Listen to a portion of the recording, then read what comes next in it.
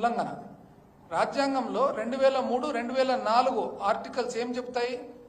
ఏ ఒక్క రూపాయి కానీ రాష్ట్ర ఖజానాల నుంచి బయటికి తీసుకోవాలంటే అసెంబ్లీ, ఇప్పుడు అసెంబ్లీకి అంత ప్రాముఖ్యత ఎందుకు? పార్లమెంటుకు అంత ప్రాముఖ్యత ఎందుకు? ఎన్నో బాధ్యతల్లో భాగంగా రాష్ట్రంలో దేశంలో ఉన్న ప్రతి పౌరునికి సంబంధించిన ధనము కానీ వారి శ్రేయస్సు కానీ వాళ్ళ చేతిలో పెట్టడం జరుగుతుంది 5 సంవత్సరాల కాలపరిమితికి. ఈరోజు 203 ఆర్టికల్ ప్రకారము ఏదైనా కానీ ఒక డిపార్ట్మెంట్కు డబ్బులు రావాలనంటే అసెంబ్లీలో ఎమ్మెల్యేలు ఒకవేళ వాళ్ళు ఓట్ చేస్తేనే, సమ్మతం తెలిపితేనే ఇచ్చేదానికి ఉంటుంది. 204 ఆర్టికల్లో అప్రోప్రియేషన్ బడ్జెట్ సెషన్ అయిపోయిన తర్వాత చివరకు మొత్తము ఈ సంవత్సరానికి ఈ డబ్బులు పరిపాలన చేసేదానికి అవసరం అంటే రాష్ట్ర శాసనసభ ఆమోదం తెలిపిన తర్వాతనే డ్రా చేయడానికి అవకాశం ఉంటుంది. అంతవరకు ఒక్క రూపాయి కూడా డ్రా చేయడానికి అవకాశం ఉంటుంది. ఓన్లీ గవర్నర్ గారికి ప్రత్యేకమైన కోర్టుకు సంబంధించినవి తప్ప మిగతా ఎక్కడ కూడా 1 రూపాయి తీసుకునే దానికి అవకాశం ఉండదు. అదేవిధంగా 293/1 రాజ్యాంగంలో అంటే ఒకవేళ రాష్ట్రము ఏదన్నా కానీ అప్పు చేయాలంటే రాష్ట్రానికి సంబంధించిన కన్సాలిడేటెడ్ ఫండ్ ఏదైతే ఉంటుందో, రాష్ట్రానికి సంబంధించిన అకౌంట్ ఏమైతే ఉంటుందో దాన్ని తాకట్టు పెట్టి చేసేదానికి ఒక అసెంబ్లీకి తప్ప ఎవరికి, శాసన తప్ప ఎవరికి లేదు హక్కు. ఈ 3 కూడా ఉల్లంఘన జరుగుతున్నాయి. 203 ఆర్టికల్, 204 ఆర్టికల్, 293/1. ఇంతకుముందు మద్యం మీద ఏదైతే ఆదాయం వచ్చిందో గత ప్రభుత్వంలో, మా పరిపాలనలో మద్యం మీద ఒక ప్రత్యేకమైన ఆదాయం తయారు చేసినాం. ఎట్లా తయారు చేసినాము? ఏదైతే మద్యం అమ్ముతూ ఉన్నారో ఆ మద్యము రీటైల్ షాపులో కొద్దిగా ఎక్కువ అమ్ముతున్నారు.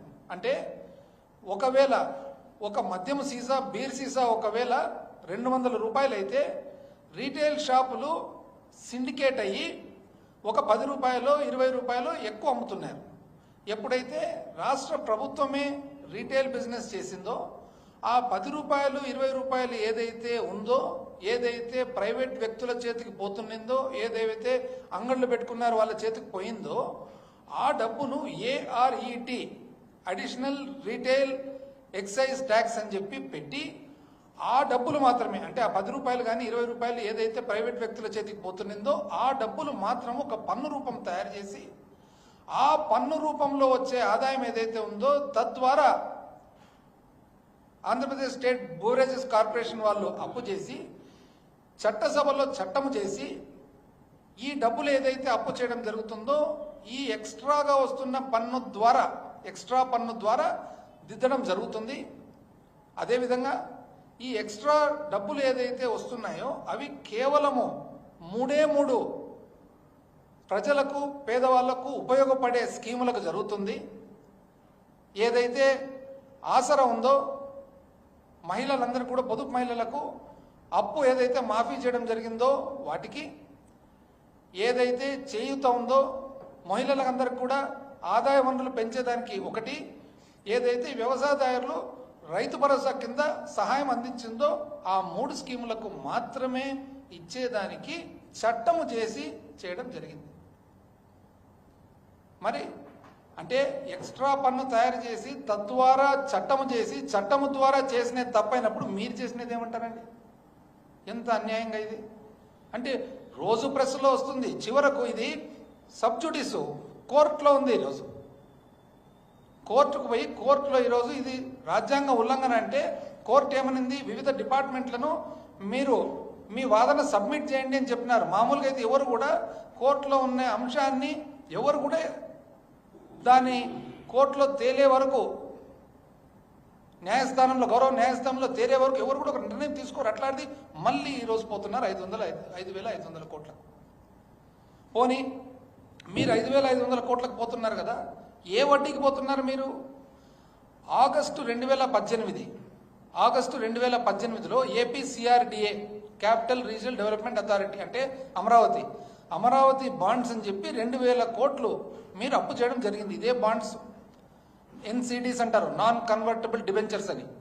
ఎన్సిడీను మామూలు సామాన్య మానవునికి అర్థమయ్యే భాష బాండ్లకు 2,000 కోట్లు మీరు అప్పు చేయడం జరిగింది.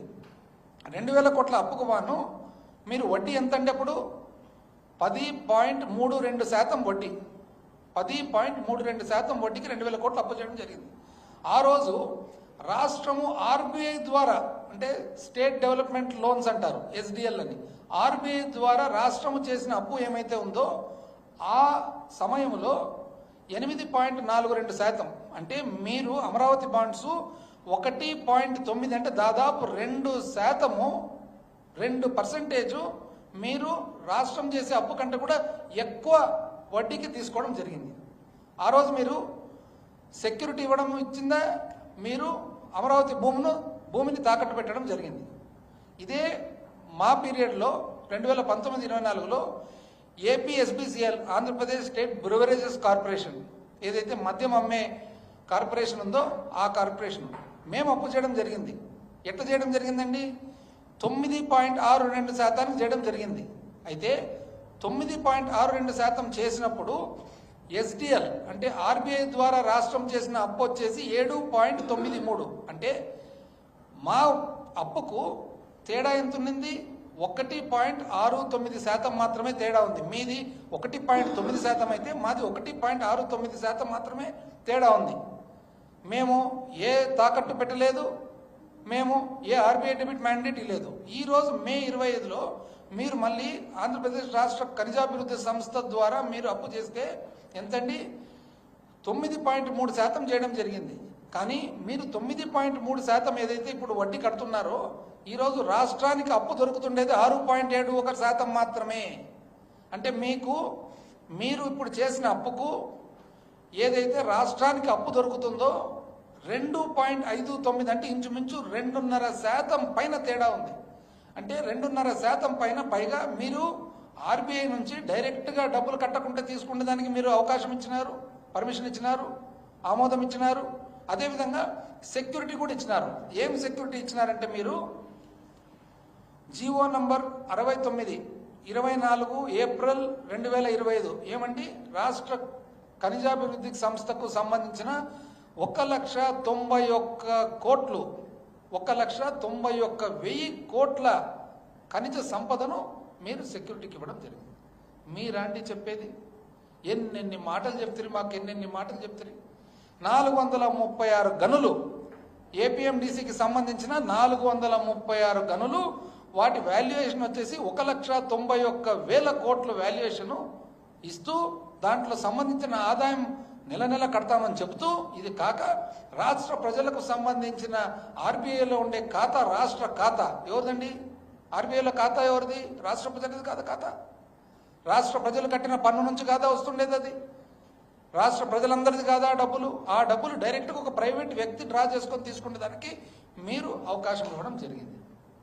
ఎంత అన్యాయం అండి! ఒక ప్రైవేట్ పార్టీకి మీరు వెసులుబాటు ఇవ్వడం, అవకాశం ఇవ్వడం. ఇండియా రేటింగ్స్ అనే ఒక సంస్థ ద్వారా మీరు రేటింగ్ చేయించుకున్నారు ఖనిజాభివృద్ధి సంస్థలు. పలు చోట్ల detailed rational of the rating action అంటే రేటింగ్ ఏ విధంగా ఇస్తున్నామని దాంట్లో ఏం రాస్తారు? ముఖ్యంగా ఈ రేటింగ్ ఏదైతే ఇచ్చినారో ఏఏసిఈ రేటింగ్ అనేది ఎందుకు ఇచ్చినారో, మీరు ఆర్బీఐలో డైరెక్ట్ డబ్బులు తీసుకునే దానికి అవకాశం ఇచ్చినందుకు. Detailed description of key rating drivers అక్కడేమంటారు? ఎందుకు ఇచ్చినారు రేటింగ్ మీకు? కేవలం ఆర్బీఐలో డైరెక్ట్గా డబ్బులు తీసుకునే దానికి మీరు వెసులుబాటు ఇచ్చినందుకు. డిఎస్ఆర్ఏ షార్ట్ ఫాల్ దసరా అంటారు, అంటే ఒక నిధి మాదిరి పెట్టి నిధి నుంచి అప్పు కట్టేదానికి దాంట్లో ఏమాత్రం తక్కువ వచ్చినప్పుడు ఆర్బీఐ నుంచి డైరెక్ట్గా డ్రా చేసేదానికి అవకాశం ఇచ్చినారని చెప్పి తెలియజేయడం జరిగింది. Liquidity disclosure for C rating adequacy of ఎన్ని చోట్ల ప్రతి పేజీలో ఏమంటున్నారంటే ఈ రేటింగ్ వస్తున్నది కేవలం బికాజ్ ఆర్బీఐలో డైరెక్ట్ డబ్బులు తీసుకునేదానికి మీరు అవకాశం ఇచ్చినారు అని. మీరంటే ఎన్ని మాటలు అంటారండి. రూపాయలు 20 రూపాయలు సీసాకు ఎలాగూ అంగళ్ళకు పోయే డబ్బులు, ఎలాగూ ప్రైవేట్ వ్యక్తులకు పోయే డబ్బులు, ఆ డబ్బులు తీసి ఆ డబ్బులు చట్టము ద్వారా ఈ అప్పు ఏదైతే ఉందో ఇది పేద మహిళలకు ఇస్తున్నాం, రైతులకు ఇస్తున్నాము, పిల్లలకు చదువుకి ఇస్తున్నామంటే మీరు ఇన్ని మాటలు అంటారు. ఈ రోజు ఏమండి ఇది ఇంత గొప్ప పేపర్లలో అయితే అప్పుడు ప్రతిరోజు ఇది శ్రీలంక, ఇది కంబోడియా, ఇది వెనిజులా. ఇప్పుడు లేదండి ఎవరికి ఆ ఆందోళన లేదా, ఆ బాధ్యత లేదా, ఆ టెన్షన్ లేదా, రాష్ట్రం ఏమైపోతుందని గమ్మున కూర్చొని ఉన్నారు అందరు. అప్పు చేయడంలో కూడా గొప్పతనం అని చెప్పుకుంటున్నారు. మీరేమనంటే అప్పు అప్పు అప్పు శ్రీలంక అప్పు, ఆ అప్పు ఈ అప్పు అంటారు. ఎంతండి? మీరు పెట్టిన బడ్జెట్ బుక్లే కదా. మీరు పెట్టిన బడ్జెట్ బుక్ల ప్రకారము రాష్ట్రము విభజన జరిగినప్పుడు సుమారు 1,40,717 కోట్లు అప్పున్నింది. అటువంటిది మీరు 2014 నుంచి 19 పరిపాలన చేసి మీరు దిగిపోయే నాటికి 3,90,247 కోట్లయింది. అంటే మీరు ఎంత అప్పు చేసినారు? 2,49,350 కోట్లు మీరు అప్పు చేయడం జరిగింది. మేము 2024 దిగిపోయేటప్పటికి 7,21,918 కోట్లయింది. అంటే 3,32,671 కోటి అప్పు చేయడం జరిగింది 2019 నుంచి 24. మీరు చేసిన శాతము, మేము చేసిన శాతం అంటే సంవత్సరము మీరు ఏ శాతంలో చేసినారు, మేము ఏ శాతం అంటే మీరు 22.63% మీరు చేస్తే 13.57% మేము చేస్తే మీరు 22.5, మేము 13.5. మీకంటే ఎంత తక్కువ? అప్పు అప్పు అప్పు. అసలు శ్రీలంక మీరు పెట్టిన ఫిగర్స్ కాదండి, బడ్జెట్ ఫిగర్స్. 10 లక్షల కోట్లను ఒకసారి, 12 లక్షల కోట్లను ఒకసారి, 14 లక్షల కోట్లు ఒకసారి, మట్కా నంబర్లం. అది ఏది నోటుకు వస్తే అది. ఇప్పుడు ఎక్కడ పోయినారండి అందరూ? ఇంతమంది మేధావులు ఉన్నారే. మీరు పెట్టిన బడ్జెట్ బుక్లే కదా. ఏమన్నంటే మేము సంపద సృష్టిస్తాం. అబ్బా ఎంత బ్రహ్మాండంగా సంపద సృష్టిస్తున్నా అండి. సంవత్సరం పాలన అయింది కదా. సంవత్సరం పాలన తర్వాత చూస్తే మీ సంపద సృష్టి రాష్ట్రానికి వచ్చిన పన్ను ఆదాయం లెక్కేస్తే 2023-24 మా చివరి సంవత్సరంలో రౌండ్ ఆఫ్ చేసి చెప్తే అంటే 85,922 కోట్లు. మేము రౌండ్ ఆఫ్ చేసి 86,000 కోట్లు అనుకుందాం. 86,000 కోట్లు మాకు సంపద వస్తే, మాకు ఆదాయం వస్తే మీకు ఎంత వచ్చిందండి? 89. అంటే ఎంత? 4%. అంటే మీరు పెరిగినది 4%. పన్నేతర ఆదాయం చూస్తే మీరు పెరిగినది -8.6%. ఎందుకు మైనస్ అంటే 2023-24లో మాకు 7,432 కోట్లు వస్తే మీకు ఓన్లీ 6,792 కోట్లే వచ్చింది. టోటల్ పన్ను ఆదాయం అంతా లెక్కేసుకుంటే మాకు 93,354 కోట్లు వస్తే మీకు 96,227 కోట్లు. అంటే ఒక సంవత్సరం మీద మా చివరి సంవత్సరం మీద మీ చివరి సంవత్సరం కేవలం 3% పెరిగింది. కేవలం 3%. అప్పు ఎంత పెరిగిందండి? మా చివరి సంవత్సరం 62,720 కోట్లు అప్పు చేస్తే మీరు 81,597 కోట్లు చేసినారంటే 30% అప్పు పెంచినారు. మూలధన వ్యయం, క్యాపిటల్ ఎక్స్పెండిచర్ లేదు, మూలధన వ్యయం లేదని మీరు అన్నారు కదా. మీది లెక్కేస్తే మా చివరి సంవత్సరంలో 23,330 కోట్లు అయితే మీ ఫస్ట్ సంవత్సరంలో 19,170. అంటే మీరు -17 అంటే -18% మైనస్లో ఉంటారు కదండి. అంటే మీరు రాష్ట్ర ఆదాయం వచ్చేసి 3% పెంచినారు మా చివరి సంవత్సరం మీద మీ చివరి సంవత్సరం. అదేవిధంగా అప్పు చూస్తే 30% పెంచినారు, మూలధన వ్యయం చూస్తే -18% పెంచినారు. ఇదే చూద్దామండి. మా చివరి సంవత్సరం అంతకు ముందు సంవత్సరం మీద లెక్కేస్తే 2022-23 పన్ను ఆదాయం వచ్చేసి 77,800 కోట్లు. అదేవిధంగా 23-24 లెక్కేస్తే 86,000 కోట్లు అందాజు. అంటే 10% మేము పెంచినాము. పన్నేతర ఆదాయము 5,400 కోట్లు 2022-23 అయితే 2023-24 వచ్చేసి 7,430 కోట్లు. అంటే 37% పెరిగింది మాకు. టోటల్ పూర్తిగా రాష్ట్రానికి వచ్చిన ఆదాయము 2022-23లో 83,200 కోట్లు అయితే 2023-24లో 93,354 కోట్లు. అంటే ఎంతండి? 12%. మీరు ఎంత పెంచినారు? మీరు 3% పెంచినారు, మేము 12% పెంచినాం. మా చివరి సంవత్సరం 12%, అంత ముందు సంవత్సరం మీద పెరిగితే మీరు పోయిన సంవత్సరం 3% పెంచినారు. మా అప్పు ఎంతండి? 52,528 కోట్లు. ఎప్పుడు 2022-23 అయితే 23-24 వచ్చేటప్పటికి 62,720 కోట్లు, అంటే 19% పెరిగింది. మాది 19% అప్పు పెరిగితే మీరు 30% అప్పు పెంచినారు. మాది ఆదాయం 12% పెరిగితే మీరు 3% పెంచినారు. మూలధనం ఏమేమో 18% మైనస్ వచ్చింది. కానీ మీరు చెప్తారు ఇప్పటికి కూడా మీరు సంపద సృష్టిస్తారు అని. మీ ఏం చెప్పాలంటే ఎక్కడ మేధావులంతా? ఏదైనా ఫిగర్ ఏదైనా తప్పుడు చెప్పండి. మేధావులందరూ కూడా రాష్ట్రంలో ఇంతమంది శ్రీలంక వెనిజులా కంబోడియా అని చెప్పిన వాళ్ళందరూ ఇవన్నీ మీ బడ్జెట్ బుక్లో నుంచే కదా మేమేమైనా సృష్టిస్తున్నామా? తిన్నాను చివరకు ఎక్కడ పోయినాయి డబ్బులు అని అసలు ఆశ్చర్యం ఉంది మాకు. ఇప్పుడు మాకు 2023-24లో బడ్జెట్ ఎంత ఉంది? 2,35,780 కోట్లు. అందులో జీతాలు, పెన్షన్లు, అప్పు తీసేస్తే 1,09,000 కోట్లు. మా దగ్గర 1,09,000 కోట్లు. మీ బడ్జెట్ ఎంత? 2,45,000 కోట్లు.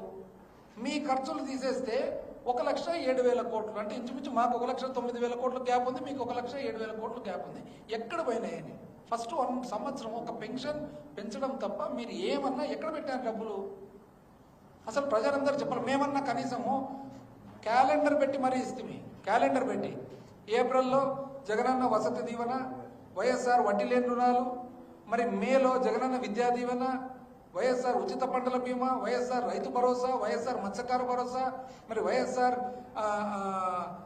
డీజిల్ సబ్సిడీ మత్స్యకార భరోసాలో భాగము, జూన్లో జగనన్న అమ్మఒడి, జూలైలో జగనన్న విద్యా కానుక, వైఎస్ఆర్ వాహన మిత్ర, వైఎస్ఆర్ కాపునేస్తం, జగనన్న తోడు, మిగిలిపోయిన లబ్ధిదార పథకాల అమలు, ఆగస్టులో జగనన్న విద్యా దీవెన, వైఎస్ఆర్ నేతన్న నేస్తం, సెప్టెంబర్లో వైఎస్ఆర్ చేయూత, అక్టోబర్లో వైఎస్ఆర్ రైతు భరోసా 2వ విడత, నవంబర్లో జగనన్న విద్యా దీవెన, వైఎస్ఆర్ 0 వడ్డీ రుణాలు, పంట రుణాలు, డిసెంబర్లో వైఎస్ఆర్ ఈబీసీ నేస్తం, వైఎస్ఆర్ లా నేస్తం, మిగిలిపోయిన లబ్ధిదారుల పథకాలు, జనవరిలో వైఎస్ఆర్ రైతు భరోసా, వైఎస్ఆర్ ఆసరా, జగనన్న తోడు. వైఎస్ఆర్ ఆసరా ఎంతంటే ఒక్కొక్కసారి వైఎస్ఆర్ ఆసరా చేస్తే 6,500 కోట్లు, అమ్మఒడి చేస్తే 6,500 కోట్లు. ఎంతమంది? లక్షల మందికి బెనిఫిషరీస్. మరి ఫిబ్రవరిలో వైఎస్ఆర్ పెన్షన్ కానుక, ఫిబ్రవరిలో జగనన్న విద్యా దీవెన, జగనన్న చేదోడు, మరి మార్చిలో ఎంఎస్ఎంఈ ప్రోత్సాహం. ఎక్కడ అసలు ఒక్క పెన్షన్లకు పెంచినే తప్ప ఫస్ట్ 1 ఇయర్ ఏం చేస్తున్నారు డబ్బులు అని ఏమనంటే బాగలేదంట. ఎందుకు బాగలేదు? ఇప్పుడు ఈ లెక్కల ప్రకారం చూస్తే మాకంటే మీకే బాగా ఆదాయం ఉంది, వెసులుబాటు ఉంది. ఆదాయం కాదు, వెసులుబాటు. ఎక్కడ పోయింది? ఏమైంది ఇబ్బంది? ఎందుకంటే మీరు ఇవన్నీ ఏం చేయలేదు కదా. ఇవన్నీ ఏం చేయలేనప్పుడు మళ్ళీ ఎక్కడ పోయినట్ల డబ్బులన్నీ? ఆదాయం మీకంటే మేము ఎక్కువ బాగా చేసినాం, కానీ మీకు వెసులుబాటు ఉంది కదా ఇవన్నీ చేయనందుకు. మీరు ఎన్నెన్ని చెప్పడము? యువగలం, సూపర్ 6 ఎంత? ప్రతి నిరుద్యోగికి 3,000 రూపాయలు వచ్చిందండి ఎవరికన్నా రాష్ట్రంలో? ఒకరికన్నా? తల్లికి వందనం ఇప్పుడు మొదటి సంవత్సరం అంతా ఏమీ ఇలా వస్తున్న అమ్మఒడి కూడా ఇలా. అన్నదాత సుఖీభవ 20,000 రూపాయలు ఏది కేంద్ర ప్రభుత్వం ఇచ్చేది కాక వచ్చిందండి ఏ రైతు కన్నా? 1 రూపాయి. దీపం 1 సిలిండర్ ఇచ్చినారు, దాని ఏమన్నా పావు దీపం అనాలి. ఆడబిడ్డ అనేది మహిళలు అయితే పాపం ఎంత ఆశలు పెట్టుకున్నారు మీ మీద. ఇంటింటికి పోయి అమ్మ నీకు 15 ఉంది నెలకు, నీకు 15 అందరు లెక్కేసుకున్నారు. సంవత్సరానికి 18,000 వస్తుంది అనేది వచ్చిందండి. ఇప్పుడు ఏమంటున్నారు? పీపీపీ అంటారు. అంటే మాకైతే ఈ పీపీపీ అర్థమే కావడం లేదు. అంటే ఒక వ్యక్తి పోయి ఇంకో వ్యక్తిని చూసుకుంటారంట ఊర్లో. ఒక వ్యక్తి పోయి ఇంకో వ్యక్తికి ఎందుకు డబ్బులు ఇస్తారంటే నాకు అర్థం కాలే. అంటే ఏమన్నా బై ఛాన్స్ రేపు పొద్దున భర్తను భార్యను చూసుకుంటే దానికి చెప్పి మీరు ఇట్లా అట్లయితే సెట్ అవుతుంది. ఇప్పుడు సగం మంది ఆడవాళ్ళు ఉంటారు, సగం మంది మగవాళ్ళు ఉంటారు. ఎవరు భర్తను భార్యను మీరు నెలకు 1500 ఇవ్వమని చెప్తే సెట్ అవుతుంది. అది తప్ప వేరే మాకు మార్గమే కనపడడం లేదు. ఎట్లా సెట్ అవుతుంది? ఎందుకు ఒకరు పోయి ఒకరు డబ్బులు ఇస్తారు? ఉచిత బస్సు పాపం బస్సులో తిరిగి ఇప్పుడే నేను వస్తుంటే మా డ్రైవర్ చెప్తున్నాడు ఈ తమాషా చూడండి ఇక్కడ అని. ఏమి తమాషా అంటే ఇప్పుడు ఈ బ్రిడ్జ్ ఉంది కదా, ఈ పక్క విజయవాడ ఉంది, ఈ పక్క గుంటూరు ఉంది. అంటే ఇప్పుడు బస్సు ఆడ దిగాలి ఆడోళ్ళు పాపం, ఆడ బస్సు దిగి బ్రిడ్జ్ మళ్ళీ నడుచుకుంటూ వచ్చి మళ్ళీ నుంచి పోవాలి. నేను అనుకుంటే భలే మంచి ఆలోచన వచ్చింది. కరెక్టే కదా, జిల్లా అంట ఇప్పుడు అంతే. అందరు ఆడవాళ్ళు ఏమనుకున్నారు? సింహాచలం ఎక్కాలంటే ఇక్కడ నుంచి బస్సు ఎక్కిపోవచ్చులే, తిరుపతికి పోవాలంటే ఇక్కడ నుంచి బస్సు ఎక్కిపోవచ్చులే అని అనుకున్నారు. ఇప్పుడు అట్లా కాదంట. ఇప్పుడు కృష్ణానది బ్రిడ్జ్ ఉంటే బ్రిడ్జ్ అవతల వరకే బస్సు, బ్రిడ్జ్ యువతలు మళ్ళీ గుంటూరు బస్సు. ఏమో ఇది కాక మళ్ళా కొత్తగా ఏమంటారంటే ఏమని మీరు ఎటువంటి అసలు మీరు బాగా కనుక్కున్నారు ప్రజలు ఎట్లా పాపం అమాయక ప్రజలు పేదరికంలో ఉండేవాళ్ళు పెడతా అంటే ఆశ కొడతా అంటే భయం పెడతా అంటే ఆశ కొడతా అంటే భయం ఏమన్నా కూడా అంత కేసులు అంటారు అసలు ఎట్లా చెప్పినారు అసలు షూరిటీ కూడా ఎట్లా ఇచ్చినారు 4 కనండి 5 మందిని కనండి 10 మందిని కనండి చూసుకునే బాధ్యత నాది 4 ఏంది 5 ఏంది 10 ఏంది చూసుకుంటే బాధ్యత ఏంది ఈ పీపీపీ ఏంది మాకు నిజంగా ఇది చూసి అసలు అందరు ఏమన్నా షూరిటీ నాది గ్యారంటీ ఒకరు షూరిటీ ఒకరు గ్యారంటీ ఒకరు కౌంటర్ గ్యారంటీ ఒకరు వారంటీ లేడు కౌంటర్ గ్యారంటీ లేడు షూరిటీ లేదు ప్రజలు మాత్రం దిక్కులు చూసుకుంటున్నారు పాపం అసలు ఇంకో ఆశ్చర్యం ఏమంటే నేను ఎక్కడ చూడలే పెన్షన్ మీరు పల్లెటూళ్ళలో ఎక్కడన్నా చూడండి వృద్ధాప్య పెన్షన్ ఉంటుంది కదా పెన్షన్ ఇచ్చేటప్పుడు తెలుగుదేశం కార్యకర్తలు పోతారు అంటే మీకు ఏం సంబంధం పెన్షన్ ఎవరు ఇస్తున్నారు రాష్ట్ర ప్రభుత్వం ఇస్తుంది మీరేంది పోయి ఇంటింటికి పోయి రోజు పొద్దున్న ఇంటింటికి పోయి వాళ్ళు లేనిది సెక్రటేరియట్ వాళ్ళు పోయి పెన్షన్ ఇవ్వకూడదంట కార్యకర్తలు ఏంది పెన్షన్ ఇవ్వడం ఏంది వాళ్ళు ఉంటేనే ఇవ్వడం ఏంది ఇంటింటికి ఎవరన్నా చూస్తే కానీ అసలు సొంత డబ్బులు ఇచ్చేతోళ్ళు కూడా అంత ఖచ్చితంగా పోరు ఇప్పుడు ఇంతకుముందు కూడా ఇచ్చినారు ఎవరు వాలంటీర్లు ప్రభుత్వానికి సంబంధించిన ఉద్యోగులు వాళ్ళు పోతారు వాళ్ళు ఇచ్చి వస్తారు ఇదేంటంటే తెలుగుదేశం అసలు వాళ్ళు రాంది పెన్షన్ బయటికి సొంత డబ్బులు ఇచ్చేతోళ్ళకు కూడా అంత ఫీలింగ్ ఉండదు ఇది ఎక్కడ చూడలే ఖచ్చితంగా ప్రతి నెల పెన్షన్ వాళ్ళే పోవాలంటే తెలుగుదేశం కార్యకర్తలే పోవాలంటే మీకేం సంబంధం అంటే ఇది మీ డబ్బులా కాదు ఇది ప్రజల డబ్బులు ఇది గవర్నమెంట్ డబ్బులు మీకు పెన్షన్ ఇచ్చేదానికి ఏం సంబంధం అని ఇంకొకరు పెద్ద మనిషి చూస్తే అసలు వైసీపీ వాళ్ళు వస్తే వాళ్ళకి అసలు పనులే పలకకూడదు అంటాడు ఇదేందండి ఇది మీరు మాజీ ఆర్థిక శాఖ మంత్రివర్యులు రామకృష్ణ గారు మీరానండి మీ నోటితోన ఈ మాట రావాల్సినది మీ వయసుకు మీ స్థాయికి ఎవరో తెలియని వాళ్ళు మాట్లాడుతున్నారు అటు మాట్లాడితే అర్థం ఉంది కానీ మీరా మాట్లాడేదంతా మళ్ళీ ఇది కాక కొత్తగా ఏమి నిన్న ఇదేది సుపరిపాలనలో తొలి అడుగు అందులో ఏమి ఇది మళ్ళీ బుక్ అంతా సపరేట్గా పెట్టాల్సి వస్తుంది ముఖ్యమైనది ఒకటి పోలవరంలో ఏం చేసినారంట పోలవరంను ఇప్పుడు కడుతున్నారంట అవునా పోలవరం కడుతున్నారు పోలవరానికి సంబంధించి అక్టోబర్ 9, 2024 అసలు పోలవరానికి 12,000 చిల్లర కోట్లు డబ్బులు ఎక్కడి నుంచి వచ్చినాయనేది నేను ఇప్పుడు చెప్తా అసలు అక్టోబరు 9, 2024 2,348 కోట్లు కేంద్రం ఇచ్చిందనమాట ఇది ఎందుకు ఇచ్చింది ఇది కేవలం మేము పోయి తెచ్చినందుకు మేము పోయి ఎన్నికల ముందర అంతా రెడీ చేసి పెట్టి క్యాబినెట్ దగ్గర ఉంది ఎన్నికలు అయిన తర్వాత అప్రూవల్ అయింది తెచ్చినది మొత్తం మేమే నేను మొత్తం డేట్లతో పాటు చెప్తాను ఇప్పుడు 2,348 కోట్లు వచ్చింది 2,348 కోట్లు వస్తే వీళ్ళు ఏం చేసినారు అక్టోబర్ 9 వస్తే జనవరి 12, 2025 వరకు ఆ డబ్బులు ఒక ప్రత్యేకమైన అకౌంట్లో పెట్టమన్నారు కేంద్రం ఏమనిందంటే మీరు వాడుకోకూడదు ఇది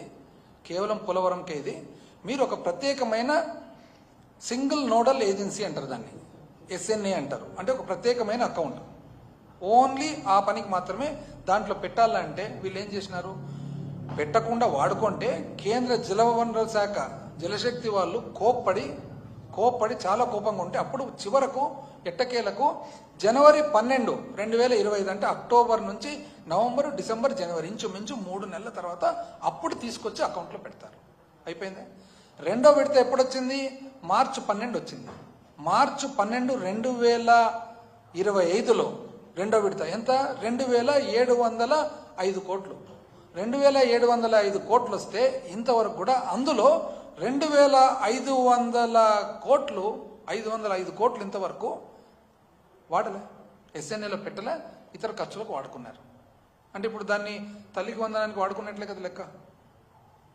అంతే కదా ఇప్పుడు పోలవరం డబ్బులు వచ్చినాయి పోలవరం డబ్బులు మీరు పోలవరానికి వాడలే బ్యాంకులో లేదు ఎక్కడ ఉన్నట్లది తల్లికి వందనానికే కదా ఇంకా వేరే తల్లికి వందనానికి వాడినారు లేకుంటే మీరు ఏమన్నా జీతాలకు వాడుకున్నారు పెన్షన్లకు వాడుకున్నారు వృద్ధాప్య పెన్షన్లకు వాడుకున్నారు టోటల్ ఇంతవరకు 5,052 కోట్లు వచ్చింది మీకు పోలవరం 5,052 కోట్లు పోలవరం డబ్బులు వస్తే ఈ రోజుకి 2,505 కోట్లు దాంట్లో మీ దగ్గరనే ఉంది అంటే దేనికి వాడినట్లు ఇదేని మళ్ళా సుపరిపాలనలో తొలి అడుగు అని చెప్పి పోలవరం బ్రహ్మాండంగా కడుతున్నావు అని అంటారనమాట ఎక్కడి నుంచి వచ్చిందండి పోలవరంది అసలు ఫస్ట్ ఎప్పుడు కోవిడ్ అప్పుడు జగన్మోహన్ రెడ్డి గారు ఈ పోలవరం ప్రాజెక్టు కంప్లీట్ చేయాలా అర్జెంటుగా, ఇదంతా ఇబ్బందుల్లో ఉంది. ఎందుకు ఇబ్బందుల్లో ఉంది? ఎందుకు ఇబ్బందుల్లో ఉందంటే మీరు 2014లో మీరు ప్రభుత్వం ఏర్పాటు చేసుకున్నప్పుడు మీరు ఏమని ఒప్పుకున్నారు కేంద్రంతో? 2014 రేట్లకు రాష్ట్ర విభజన నాటికి ఎంతైతే దాని ఖరీదు ఉందో అంత ఖరీదు చాలు, ప్రాజెక్టు ఖరీదు ఎంత ఉందో అంత ఖరీదు చాలు, 2014 రేట్లకు చాలు అని ఒప్పుకొని ఆ రోజు భూసేకరణ కానీ పునరావాసం కానీ ఎవరు చేయబోతున్నారనే క్లారిటీ లేకుండా మీరు ఒప్పుకున్నారు.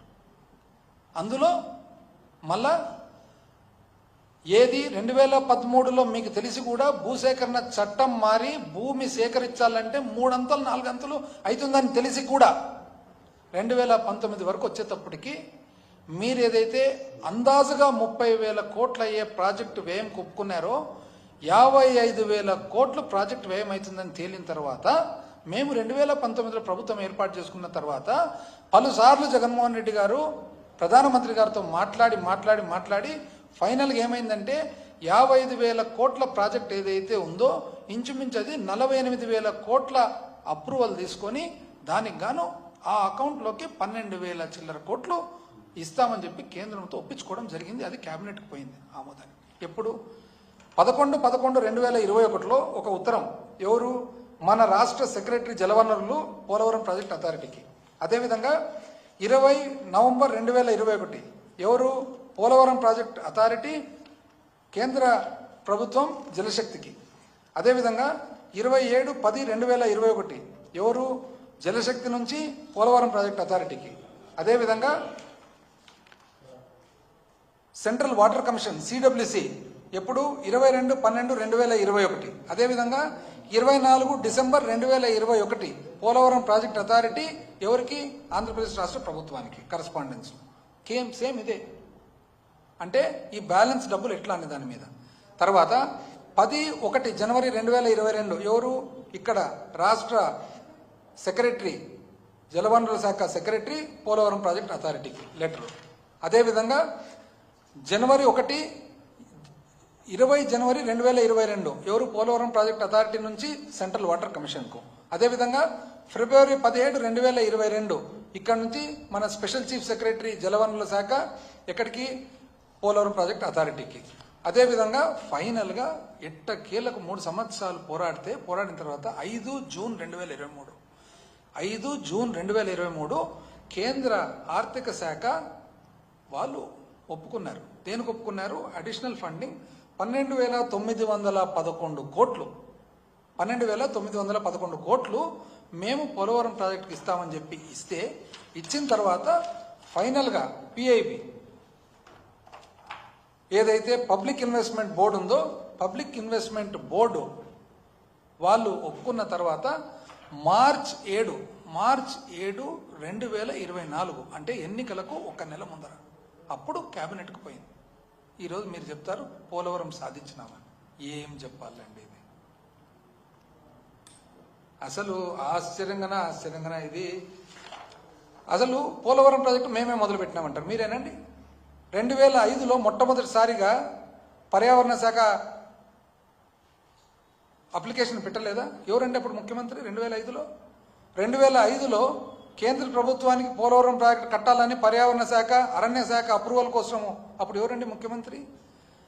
రాష్ట్ర పొల్యూషన్ కంట్రోల్ బోర్డు కాలుష్య నివారణ సంస్థ ఏదైతే ఉందో 2005లో పబ్లిక్ హియరింగ్ పెట్టినారు.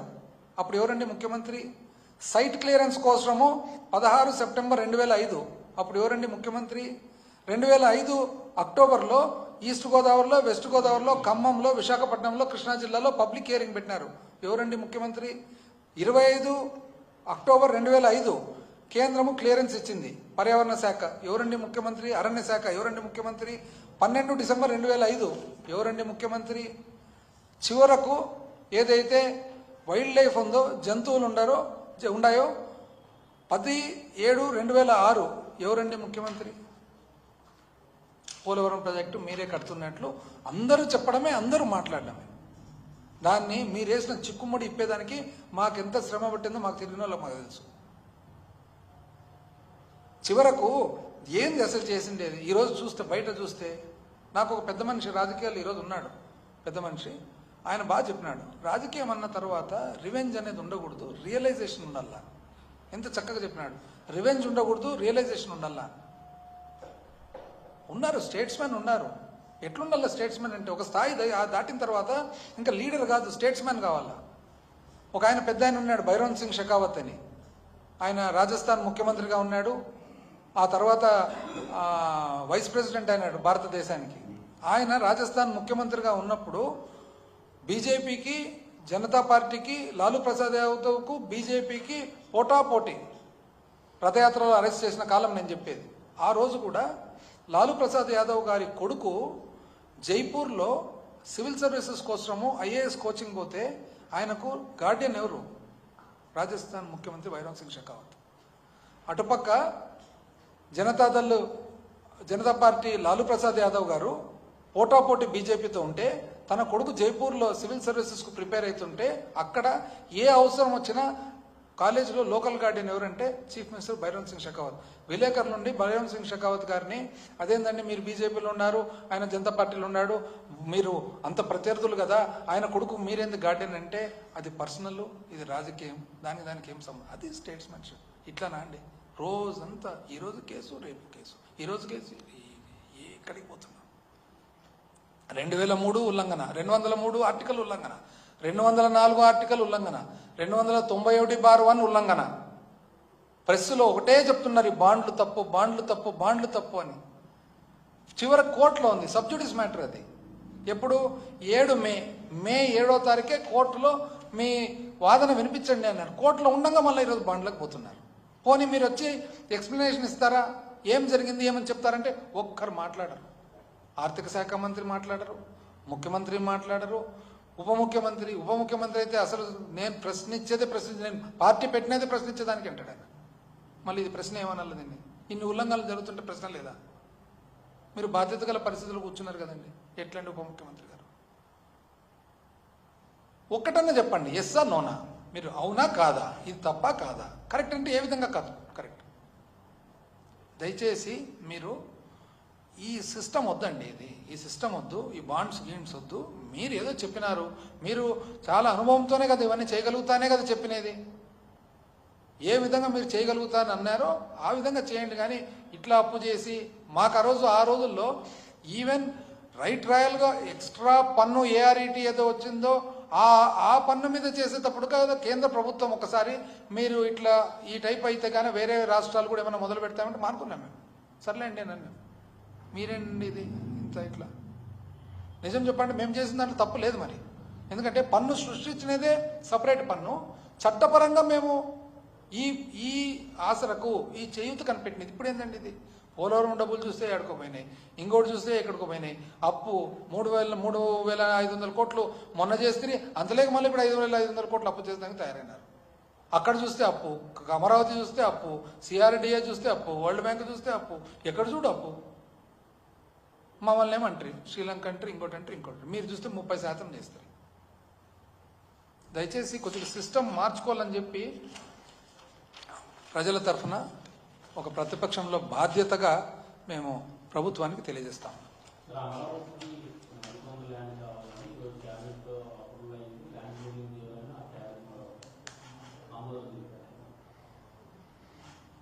అంటే దాని మీద మా అభిప్రాయమేనా? ఇప్పుడు ఒక్కటండి, ఉండేది ఉన్నట్లు మాట్లాడుకోవాలా. దీంట్లో ఎవరు భావాలు దెబ్బకుండా చెప్పాలంటే శివరామకృష్ణన్ గారు ఏమన్నారు? ఇప్పుడు రాష్ట్రము ఏర్పాటైనప్పుడు, విభజన జరిగినప్పుడు as an act of parliament, అంటే పార్లమెంటు ఒక చట్ట ప్రకారంగా ఆంధ్రప్రదేశ్ పునర్వ్యవస్థీకరణ చట్టంలో ఒక భాగంగా ఒక కమిటీని వేసినారు, శివరామకృష్ణన్ కమిటీని. శివరామకృష్ణన్ ఎవరు? ఆయన ఆ రోజుటికి 2014-15కు భారతదేశంలో ఉన్న ఈ పట్టణాభివృద్ధికి సంబంధించిన నిపుణులలో ఆయన ఒకరు, దేశంలోనే ఒకరు. ఆయన సీనియర్ మోస్ట్ ఐఏఎస్ ఆఫీసర్. ఆయన ఎంత కమిటెడ్గా పనిచేసినాడంటే అప్పట్లో 13 జిల్లాలు ఉంటే 13 జిల్లాలు కూడా ఆయన టీంతో పాటు తిరిగినాడు. ఆయన టీం ఎవరు ఉండేది? రతిన్ రాయ్ అని, ఇంకోరని, వీళ్ళందరూ కూడా వివిధ పట్టణాభివృద్ధికి, ఆర్కిటెక్చర్కు, ఇంజనీరింగ్కు సంబంధించిన దాంట్లో దేశవ్యాప్తంగా చూసుకుంటూ కూడా నిపుణులు ఒక కమిటీ వేస్తే ఆ కమిటీలో 13 జిల్లాల్లో ఆయన 9 జిల్లాల్లో ఆయన స్వయాన తిరిగినాడు. కమిటీ 13 జిల్లాలు తిరిగింది. ఆయన రిపోర్ట్ సబ్మిట్ చేసినాక 3 నెలలకు చనిపోయినాడు. ఎందుకు చనిపోయినాడు? క్యాన్సర్. అంటే క్యాన్సర్ ఉండి కూడా ఆయన తిరిగినాడు అనమాట. క్యాన్సర్తో ఆయన బాధపడుతూ ఆయన తిరిగినాడు. ఆయన ఏమన్నాడు? కొన్ని ఇబ్బందులు చెప్పినాడు అనమాట. అందులో భాగంగా ఆ రిపోర్ట్ చదివినట్లయితే, ఎందుకంటే ఏం మాట్లాడినా కూడా అందరి భావాలు మళ్ళా ఇదైతే, ఆ రిపోర్ట్ చదివినట్లయితే ఆయన ఏం చెప్పినాడు అనేది మనకు అర్థమవుతుంది.